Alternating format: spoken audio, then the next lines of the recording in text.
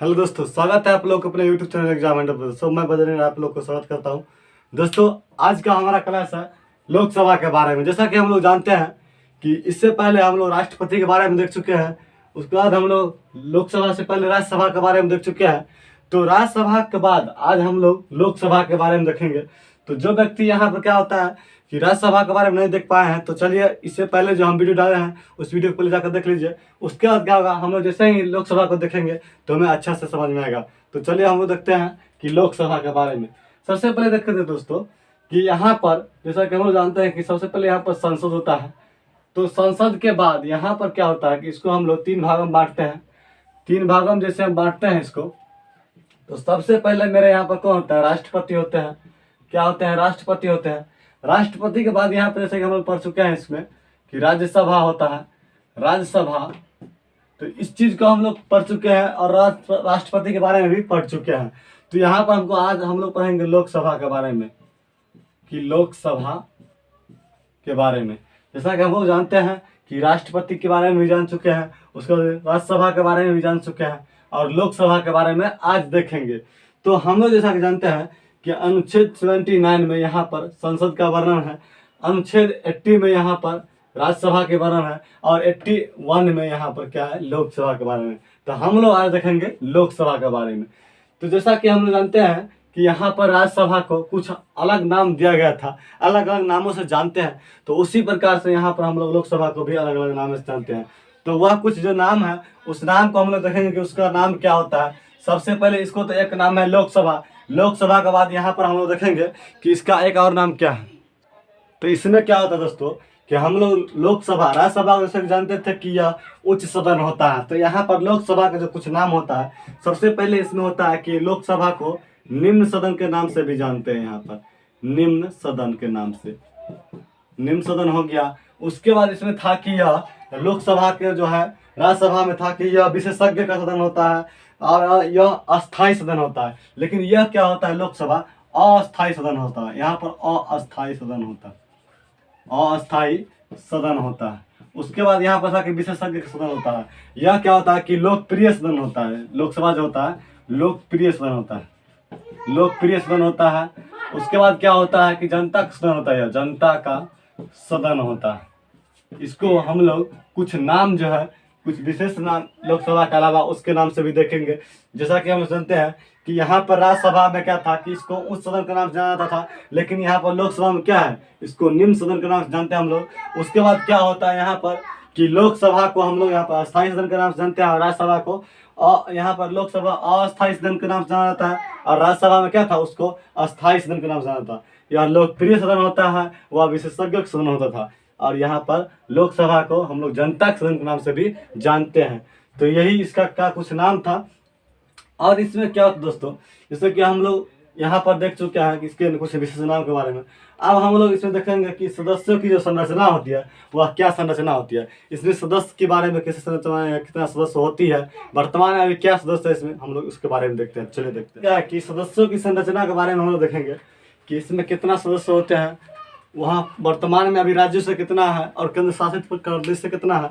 उसके बाद यहाँ पर मनोनीत सदस्य कितना होता है जो कि राष्ट्रपति द्वारा चुने जाते हैं। तो चलिए हम लोग यहाँ पर देखेंगे। सबसे पहले क्या होता है कि इसमें 552 सदस्य होते हैं। सदस्यों की संख्या होती है वह 552 होती है। यहाँ पर जो सदस्य हमारे यहाँ रहते हैं जो कि लोकसभा में चुने जाते हैं, वहाँ 552 सदस्य की प्रावधान बनाई गई है। जिसमें से क्या होता है कि इसमें 552 में यहाँ पर होता है 550 सदस्य जो कि राज्य से एवं केंद्र शासित प्रदेश से जाते हैं। और उसके बाद क्या होता है, यहाँ पर 2 सदस्य जो होता है, 2 सदस्य होता है कि एंग्लो इंडियन जो हमारा होता है, एंग्लो इंडियन, वह उसके बारे में यहाँ पर होता है जो आंग्ल भारतीय के रूप में होते हैं। जो इससे पहले क्या थे, अंग्रेज थे, जो अभी वर्तमान में इंडिया में रहते हैं, उनके बारे में यहाँ पर जो मनोनीत सदस्य होते हैं, यहाँ पर यह मनोनीत सदस्य होते हैं जिन्हें राष्ट्रपति मनोनीत करते हैं। तो यहाँ पर उनके लिए 2 सीट बनाई गई है। और इधर जो राज्य से एवं और केंद्र शासित प्रदेश जाते हैं उनके लिए 550 सदस्य होते हैं और यहाँ पर टोटल सदस्य होते हैं 552। और 2 हमारे जो होते हैं एंग्लो इंडियन होते हैं, उनके लिए रखा जाता है एंग्लो इंडियन के बारे में, जिन्हें क्या करते हैं, राष्ट्रपति महोदय चुनते हैं। तो यहाँ पर क्या होता है कि इस 550 में से यहाँ पर इसको भी दो भागों में बांट दी गई है, दो भागों में बांटा गया है, जिसमें से क्या होता है कि 530 सदस्य जो होता है वह राज्य से आते हैं, राज्य से आते हैं। उसके बाद क्या होता है कि इधर 530 के बाद हमारा यहाँ पर 20 बचता है, वह 20 सदस्य जो होता है वह क्या होता है कि संघ शासित यानी कि केंद्र शासित प्रदेश से आते हैं, संघ शासित यानी केंद्र शासित प्रदेश से आते हैं। तो यहाँ पर क्या होता है कि इस सदस्य को यहाँ पर दो भाग में बांटे हैं, इसमें होता है कि राज्य से आते हैं 530 और केंद्र शासित प्रदेश से यहाँ पर 20 आते हैं, और दो जो होते हैं वह दो फिर यहाँ पर क्या आएंगे मनोनीत सदस्य जो होते हैं जो कि एंग्लो इंडियन होते हैं उनको यहाँ पर ला लेंगे, फिर क्या होता है मेरा यहाँ पर 552 हो जाता है। लेकिन क्या ऐसा प्रावधान इसमें बनाया गया था? वर्तमान में अभी सदस्य है कितना लोकसभा में, इसको हम लोग देखेंगे। वर्तमान में क्या है, इसमें देख लीजिए 530 में से क्या है कि 530 यहाँ पर आते हैं, अभी वर्तमान में 530 हैं। लेकिन यहाँ पर यह जो 20 है जो कि संघ शासित प्रदेश से आते हैं उसमें यहाँ पर संख्या में कमी हो गई जनसंख्या के कारण। इसमें क्या है 20 है, तो 20 में से क्या होता है 13 सदस्य केवल आते हैं, 13 यह होते हैं, और दो जो हमारे चुने जाते हैं एंग्लो इंडियन वह दो होते हैं, यानी कि टोटल सदस्य यहाँ पर अभी होते हैं 45 सदस्य होते हैं। वर्तमान में यहाँ पर क्या होता है कि 545 सदस्य ही अभी वर्तमान में लोकसभा में हैं। तो यही मेरा 545 सदस्य जो है कि अभी वर्तमान में है। क्या है कि 530 जो होता है वह यहाँ पर राज्यों से आते हैं, टोटल यहाँ 530 बनाया गया था, 530 के 530 अभी राज्यों से यहाँ पर आते हैं। उसका संशासित प्रदेश यहाँ पर 20 बनाया गया था जिसमें से केवल 13 ही आते हैं। और इधर क्या होता है कि एंग्लो इंडियन जो हमारा दो बनाए जाते हैं जो कि मनोनीत सदस्य होते हैं, मनोनीत सदस्य होते हैं। तो यहाँ पर राष्ट्रपति दो को चुनते हैं और वह दो अभी अपने पद पर हैं। तो यहाँ पर क्या होता है कि टोटल मिलाकर वर्तमान में अभी 545 सदस्य ही हैं, जबकि यहाँ बनाया गया है 552। तो 552 में से केवल 545 सदस्य जो अभी है राज्यसभा में है, तो यही इसका लोकसभा में है। तो इसमें क्या होता है कि यही इसमें सदस्य का संरचना होता है। तो हम लोग यहाँ पर जैसे कि देखें इसमें क्या है, जैसे कि देख लीजिए इसमें होता यह है कि 300 यहाँ पे एंग्लो इंडियन जो है इसके बारे में बनाया गया था 331 जो हमारा है अनुच्छेद 331 के तहत यहाँ पर एंग्लो इंडियन के बारे में बोला गया था। तो चलिए अब हम लोग देखेंगे इससे पहले इसमें क्या होता है कि इसमें सदस्यों की जो संरचना को हम लोग देख चुके हैं। तो अब देखेंगे सदस्यों का चयन के बारे में कि सदस्यों का चयन किस तरीके से की जाती है। पहले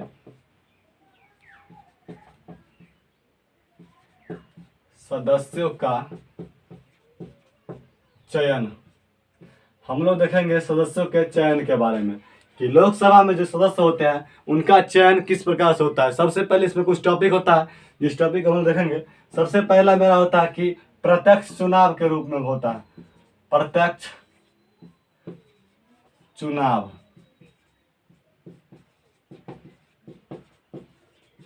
इसमें क्या होता है कि प्रत्यक्ष चुनाव के रूप में इस तरीके से उसको कहेंगे कि जो भी सदस्य यहाँ पर हमारे चुने जाते हैं, जैसे कि जो भी राज्य से आते हैं या फिर जो केंद्र शासित प्रदेश से आते हैं, यहाँ पर दो एंग्लो इंडियन के छोड़ करके एंग्लो इंडियन जो हमारे आते हैं जो कि दो सदस्य होते हैं जिन्हें क्या होता है राष्ट्रपति महोदय नियोजित करते हैं यानी कि चुनते हैं।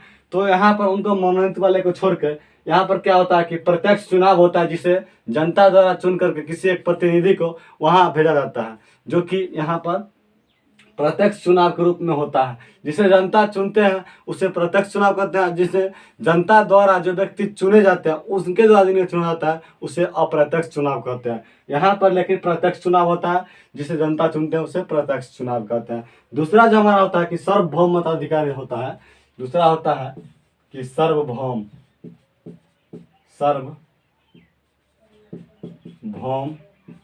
मताधिकार। यह क्या होता है कि यहाँ पर होता है सार्वभौम मताधिकार। इसका मतलब यह होता है कि जैसे कि देख लीजिए इसमें क्या होता है कि 18 वर्ष प्लस यहाँ पर कहने का तात्पर्य होता है इसमें कि सार्वभौम यानी कि जितना ही व्यक्ति है जो कि 18 वर्ष से ऊपर है, यहाँ पर जो भी होते हैं व्यक्ति वह 18 वर्ष के ऊपर वाले सभी व्यक्ति यहाँ पर अपना मत दे सकते हैं इनके सदस्य को चुनने के लिए। जो 18 वर्ष पूरा कर चुके होंगे वह व्यक्ति यहाँ पर सार्वभौम मताधिकार के अनुकूल यहाँ पर सदस्य का चुनाव कर सकते हैं। उसके बाद होता है कि जैसे कि देख लीजिए तीसरा मेरा होता है कि फर्स्ट पास्ट द पोस्ट, और यहाँ पर होता है सिस्टम। जैसे कि हम लोग देखेंगे first past the post system. तो यहाँ पर देख लीजिए first past the post system.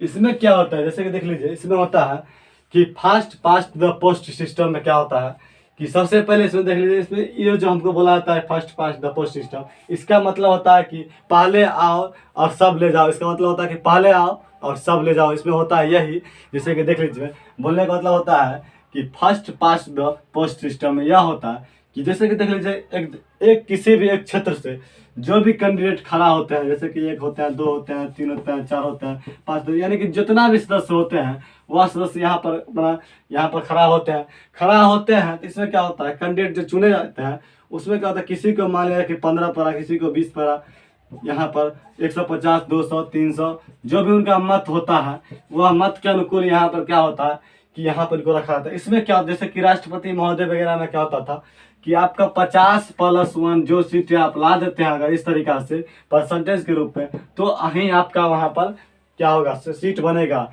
तो यहाँ पर उस तरीका से नहीं है। अगर आप यहाँ पर मान लिया कि एक तरह से 5 सदस्य हैं या फिर 4 सदस्य हैं, तो इसमें क्या होता है कि आप ही सबसे ज़्यादा बहुमत ला लीजिए तो आप ही का हो जाएगा यहाँ पर सरकार। और नहीं तो जैसे कि देख लीजिए, अगर कहने का तात्पर्य होता है कि सब सदस्य का आता है, किसी का अगर 150 है, किसी का 200 है, किसी का 300 है, किसी का 600 है, तो सबसे ज़्यादा जो यहाँ पर लाता है उन्हीं का यहाँ पर क्या होता है कि इस सिस्टम को लागू किया जाती है। सबसे ज़्यादा अगर आपका हुआ तो उस क्षेत्र से आपका क्या होता है, जीत होता है। तो इसी को लगता है कि फर्स्ट पोस्ट द यहाँ पर पास सिस्टम, तो इसी तरीका से इसको यहाँ बोला जाता है।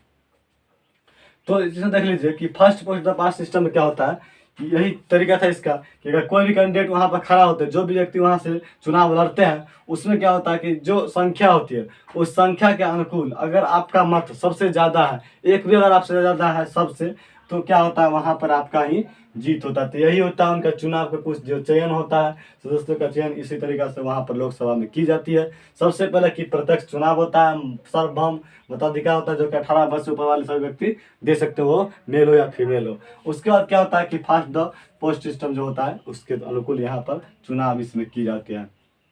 तो यही था उनका कुछ इस तरीका से जो चुनाव होता है। उसके बाद होता है कि सदस्य की योग्यता के बारे में। तो चलिए हम लोग देखते हैं कि इसमें सदस्य की योग्यता क्या होता है कि लोकसभा के सदस्य की योग्यता क्या होना चाहिए यहाँ पर। तो सदस्यों की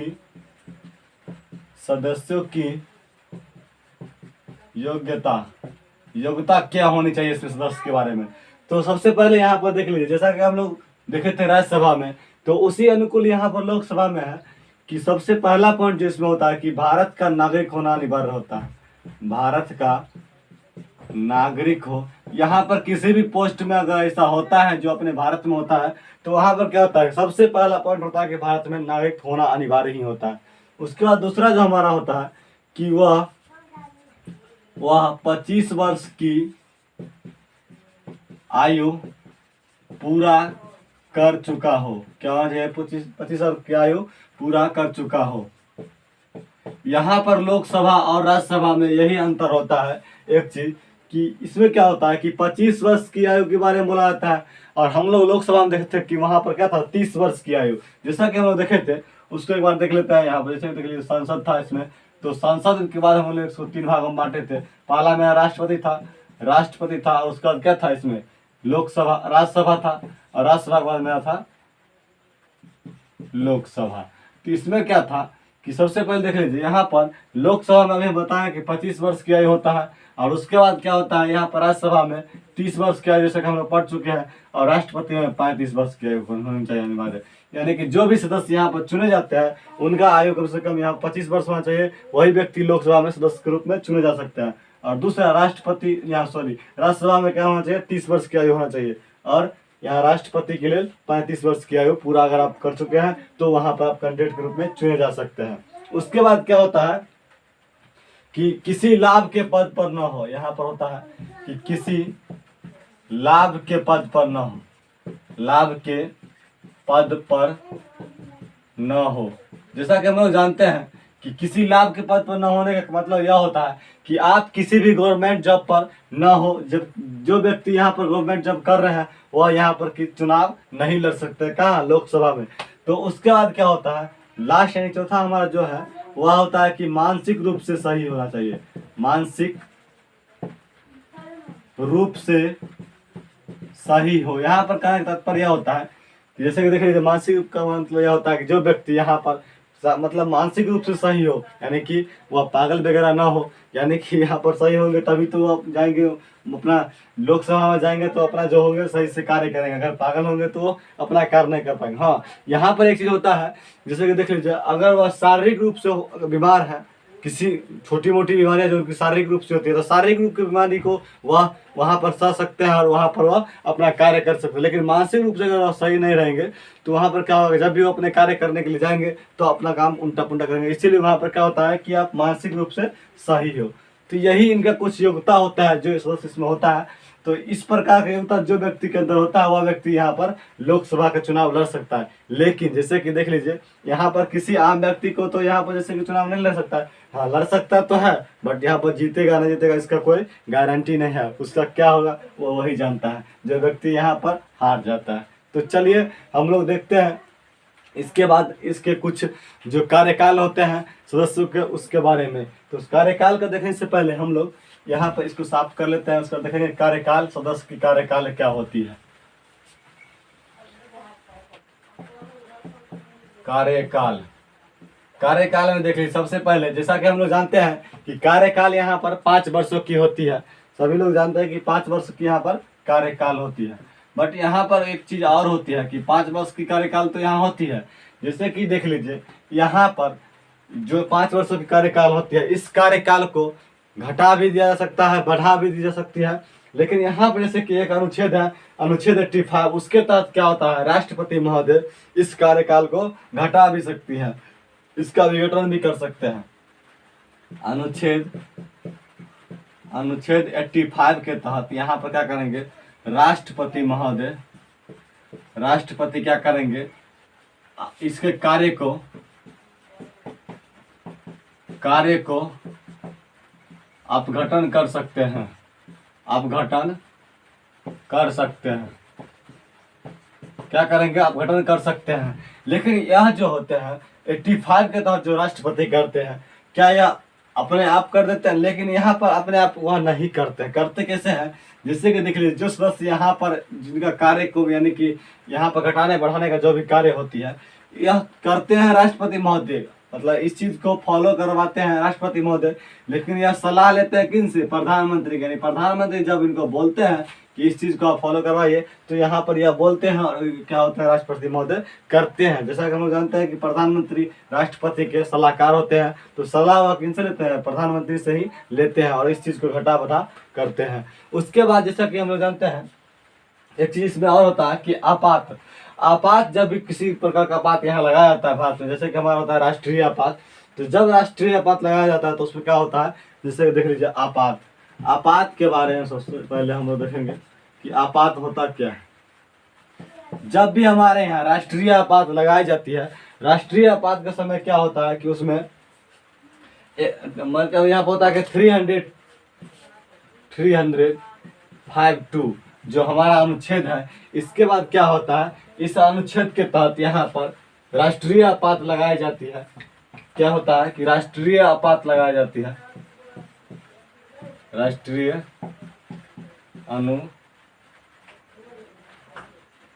आपात लगाया जाता है, सॉरी आपात लगाई जाती है। तो यहाँ पर क्या होता है कि जब राष्ट्रीय आपात लगती है अनुच्छेद 352 पर, तो यहाँ पर क्या होता है कि इसके अंदर जब राष्ट्रीय आपात लगती है तो यहाँ पर जैसे कि कार्यकाल 5 वर्षों की है, तो जब एक बार राष्ट्रीय आपात लगता है यहाँ पर, तो 1 वर्ष की यहाँ पर क्या होते हैं, 1 वर्ष की कार्यकाल यहाँ पर बढ़ा दी जाती है, कार्य को बढ़ा दी जाती है। जब एक बार राष्ट्रीय आपात यहाँ पर लगता है तो कार्य को 1 वर्ष के लिए बढ़ा दी जाती है। फिर जब फिर से यहाँ पर राष्ट्रीय आपात लगता है तो इसको फिर से 1 वर्ष के लिए यहाँ पर बढ़ा दी जाती है। इसी प्रकार से जब तक यहाँ पर राष्ट्रीय आपात लगता रहेगा तब तक 1 वर्षों के लिए इस कार्य को बढ़ा दिया जाती है। फिर यहाँ पर क्या होता है, राष्ट्रीय आपात जब लगेगा तब यहाँ पर 1 वर्ष के लिए इसको बढ़ा दिया जाता है।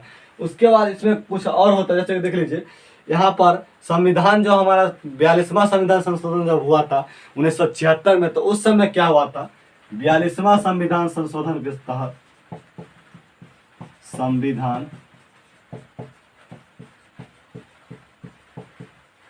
संशोधन 1976 में मेरा हुआ था। उस समय क्या हुआ था 1976 में इस चीज को, इसके कार्यकाल जैसे जो अभी 5 वर्ष है उसको बढ़ाकर यहाँ पर 6 वर्षों के लिए कर दी गई थी। लेकिन यह किसके नेतृत्व में किया गया था, यहाँ पर पूछेगा कि जिस समय लोकसभा के कार्यकाल को बढ़ा दी गई थी यानी कि 6 वर्षों कर दी गई थी, तो उस समय किसके नेतृत्व में ऐसा हुआ था, तो किसके नेतृत्व में हुआ था, तो इंदिरा गांधी के नेतृत्व में ऐसा हुआ था। और एक चीज यहाँ पर और पूछेगा कि किस संविधान संशोधन के द्वारा वहां पर इस चीज को लागू की गई थी, तो 42वां संविधान संशोधन। और किस समय, तो 1976 में इंदिरा गांधी के नेतृत्व में 6 वर्षों के लिए इसको लागू कर दी गई थी। फिर उसके बाद 44वां संविधान संशोधन हुआ। क्या हुआ कि 44वां संविधान संशोधन जब हुआ तो वहां पर क्या हुआ कि उस चीज को हटा करके फिर से उसको 5 वर्षों के लिए रखी गई। फिर से लोकसभा कार्यकाल क्या हुआ, यहाँ पर 5 वर्ष कर दी गई। तो उस समय से लेकर के आज तक इस चीज को 5 वर्ष ही रखी गई है। तो यही इनका कुछ कार्यकाल था।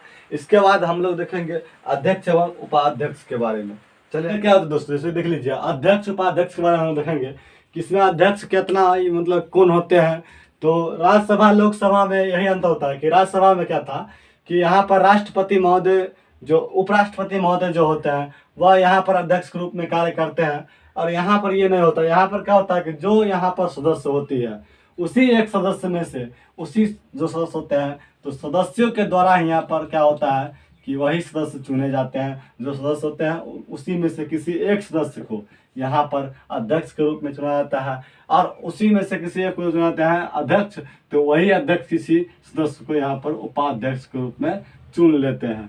तो उपाध्यक्ष भी वहीं के होते हैं और अध्यक्ष भी उसी में के होते हैं, दोनों सदस्य वहीं से लिए जाते हैं।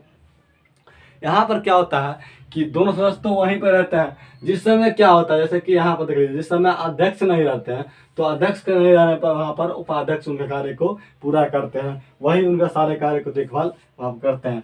तो इनके बारे में संविधान यहाँ पर देख लीजिए 93 से लेकर के 97 तक इनके ही विवेचना को दी गई है। जो भी इनका यहाँ पर शक्ति है, कार्य है, इस चीज़ को यहाँ पर बारे में बताई गई कि हाँ 93 से लेकर के 97 अनुच्छेद तक के इनकी बातों को रखी गई है। उसके बाद क्या होता है कि इनकी शक्तियाँ के बारे में बोला गया है कि इनकी क्या शक्तियाँ होती हैं। जो हमारे अध्यक्ष होते हैं, उपाध्यक्ष होते हैं, तो इनकी शक्तियाँ के बारे में बोला गया है कि इनकी क्या शक्ति होते हैं। तो शक्ति में यह किसी भी धन विधेयक को बना सकते हैं, विधेयक को बनाने में अपना योगदान प्रदान करेंगे। उसके बाद क्या होगा कि धन विधेयक तो ये बनाएंगे, लेकिन इसका यहाँ पर कुछ और कार्य होता है। कार्य यह होता है, जैसे कि देख लीजिए, हम लोग जानते हैं कि जिस समय मीटिंग वगैरह होता है तो वहाँ पर क्या होता है कि यहाँ पर अध्यक्ष को बोला जाता है कि आप खड़े हो जाइए, आप जो भी सदस्य होते हैं आप बोलिए, अपना राय रखिए, उसका फिर आप बैठ जाइए। तो यहाँ पर उनका यह भी कार्य होता है। और यहाँ पर शक्ति के रूप में धन विधेयक बना सकते हैं। और धन विधेयक बनाते हैं जिस समय हुआ, तो यहाँ पर अध्यक्ष जिस वक्त रहते हैं और यहाँ पर उपाध्यक्ष रहते हैं, तो दोनों मिलकर के इस चीज़ को वहाँ पर संयुक्त करते हैं। उसके बाद क्या होता है कि जैसे कि देख लीजिए, यहाँ पर 108 जो हमारा अनुच्छेद 108 के तहत क्या हुआ था, संयुक्त अधिवेशन हुआ था। तो उस चीज होता है 108 जो हमारा अनुच्छेद है, इसका क्या होता है कि संयुक्त अधिवेशन होता है, संयुक्त अधिवेशन होता है, संयुक्त अधिवेशन होता है। तो ये भी मेरा यहाँ पर इस चीज़ का, यहाँ पर अध्यक्ष और उपाध्यक्ष का शक्ति होती है। उसके बाद क्या होता है कि यहाँ पर निर्णायक मत भी जिस समय होता है, जैसे कि देख लीजिए कोई चीज़ का यहाँ पर इनके अंदर यहाँ पर किसी चीज़ को पारित की जाती है, जिस समय पारित की जाती है तो यहाँ पर निर्णायक मत उस चीज़ को रखा जा सकता है। किसी विधेयक को जिस समय बनाया जाता है तो विधेयक को वहाँ पर क्या किया जाता है, रखा जाना चाहिए, क्या नहीं रखा जाना चाहिए। तो उस चीज़ को यहाँ पर क्या होता है कि यही दोनों लोग यहाँ पर अपना निर्णायक मत देंगे। क्या देंगे? निर्णायक मत देंगे। अगर यह जिसके तरफ अपना मत दे देंगे, लोकसभा के प्रति या फिर राज्यसभा के प्रति, यह अपना एक मत देंगे, उस वहाँ पर क्या होता है, उस तरफ से उनका जीत होता है, वही पार्टी को वहाँ पर, यानी कि वही चीज़ को वहाँ पर लागू कर दी जाती है। तो इनके पास क्या होता है कि निर्णायक मत भी होती है। उसके बाद क्या होता है, इनका होती है यहाँ पर त्याग पत्र। त्याग पत्र के बारे में हम देखेंगे। तो चलिए देखते हैं पहले, सबसे पहले यहाँ पर त्याग पत्र में क्या हो। अध्यक्ष जो हमारे होते हैं, अध्यक्ष जो हमारे होते हैं, अध्यक्ष एवं उपाध्यक्ष, उपाध्यक्ष का त्याग पत्र, त्याग पत्र इसमें क्या होता है कि देख लीजिए, जो इनका यहाँ पर त्याग पत्र होता है, या क्या करते हैं त्याग पत्र, या दोनों क्रिकेट देख देंगे। तो यहाँ पर क्या होता है कि अध्यक्ष होते हैं और उपाध्यक्ष होते हैं। यहाँ होते हैं अध्यक्ष अध्यक्ष और इधर होते हैं उपाध्यक्ष। उपाध्यक्ष होते हैं तो ये क्या करते हैं, त्याग पत्र जब देते हैं तो ये अपना त्याग पत्र इनको देते हैं उपाध्यक्ष नजदीक। जब अपना यह त्याग पत्र देंगे तो ये क्या करेंगे, उपाध्यक्ष नजदीक देंगे। और उपाध्यक्ष जब त्याग पत्र देते हैं तो क्या करते हैं, इनके नजदीक अपना त्याग पत्र पेश करते हैं। तो ये क्या होते हैं कि एक दोनों अपने बीच यहाँ पर अपने मामलों को शांत करते हैं, यानी कि बोल देते हैं कि ये अपना त्याग पत्र यहाँ दे देते हैं उपाध्यक्ष के पास, उपाध्यक्ष क्या करते हैं अध्यक्ष के पास दे देते हैं। तो दोनों क्या करते हैं, इस चीज़ को मर्ज कर लेते हैं, यानी कि वो अपना त्याग पत्र इनको दे देते हैं और यहाँ पर वो अपना पत्र उनको दे देते हैं। उसके बाद क्या होता है कि कुछ आरक्षण होते हैं जो संसद में होती है, सॉरी यहाँ लोकसभा में होती है। तो आरक्षण को हम लोग देखेंगे, आरक्षण क्या होती है। सीटों के यहाँ पर कुछ आरक्षण होती है। तो आरक्षण में क्या होती है कि यहाँ पर देख लीजिए कि अनुच्छेद 330 में क्या होता है, अनुच्छेद 330 के तहत, 330 के तहत यहाँ पर क्या होता है कि अनुसूचित हमारे जो होती है, अनुसूचित जाति जो होती है, अनुसूचित जो जाति हमारी होती है, उस जाति में क्या किया जाता है, यहाँ पर 84 सीटों के दिया जाते हैं किसको, अनुसूचित जाति को। यहाँ पर फिक्स रहते हैं उनके लिए कि आप 84 सीटों पर यहाँ पर अनुसूचित जाति रहेंगे। उसके बाद जाते हैं जाति। जाति जो होते हैं, जनजाति जो हमारा होता है, जनजाति में क्या होता है कि जनजाति में आप यहाँ पर रख सकते हैं यहाँ की 75 सदस्य रहेगा, जनजाति ग्रुप में 75 यहाँ पर रहेंगे। उसके बाद क्या होता है कि देख लीजिए कि इसमें देख लीजिए सबसे बाद 331 में देखें थे, 331 में होता है यहाँ पर एंग्लो इंडियन जो हमारे दो होते हैं उनके लिए यहाँ पर फिक्स रहता है, यही उनका आरक्षण होता है। चलिए हम लोग देखते हैं इसके बाद यहाँ पर कहता है लोकसभा के विशेषताएं के बारे में। लोकसभा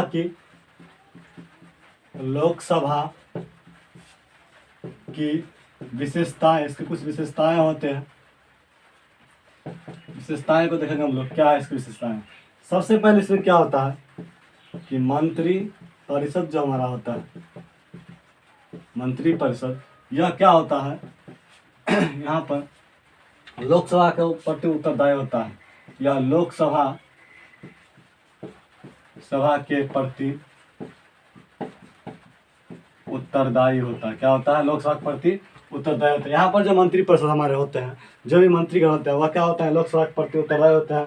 दूसरा होता है कि सरकार बनाने के लिए लोकसभा में बहुमत होना यहाँ पर अनिवार्य होता है।